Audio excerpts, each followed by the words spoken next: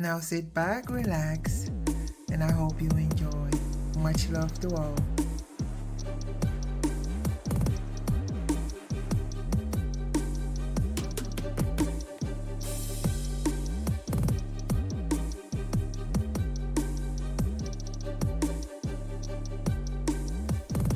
Therefore, the overall daily cognitive levels of smokers and non-smokers are roughly similar.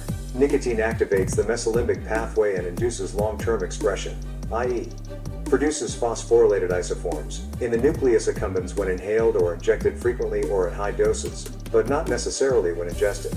Consequently, high daily exposure, possibly excluding oral route, to nicotine can cause overexpression in the nucleus accumbens, resulting in nicotine addiction.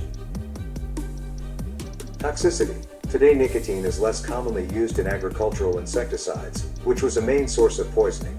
More recent cases of poisoning typically appear to be in the form of green tobacco sickness, accidental ingestion of tobacco or tobacco products, or ingestion of nicotine-containing plants. People who harvest or cultivate tobacco may experience green tobacco sickness, GTS, a type of nicotine poisoning caused by dermal exposure to wet tobacco leaves. This occurs most commonly in young, inexperienced tobacco harvesters who do not consume tobacco. People can be exposed to nicotine in the workplace by breathing it in, skin absorption, swallowing it, or eye contact. The Occupational Safety and Health Administration, OSHA, has set the legal limit, permissible exposure limit, for nicotine exposure in the workplace as 0.5 mg/m3 skin exposure over an 8-hour workday.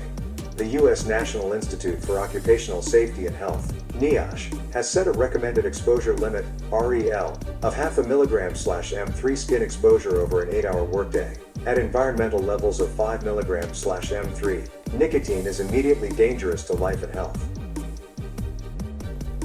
Sympathetic nervous system. Nicotine also activates the sympathetic nervous system, acting via splanchnic nerves to the adrenal medulla, stimulating the release of epinephrine.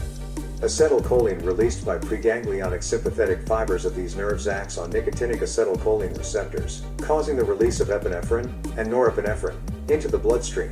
Adrenal medulla.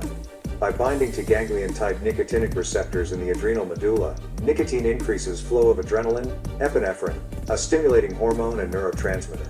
By binding to the receptors, it causes cell depolarization and an influx of calcium through voltage-gated calcium channels. Calcium triggers the exocytosis of chromaffin granules and thus the release of epinephrine and norepinephrine into the bloodstream.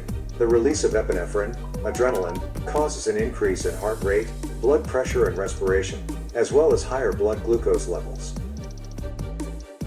Thank you for watching. I hope to see you again soon.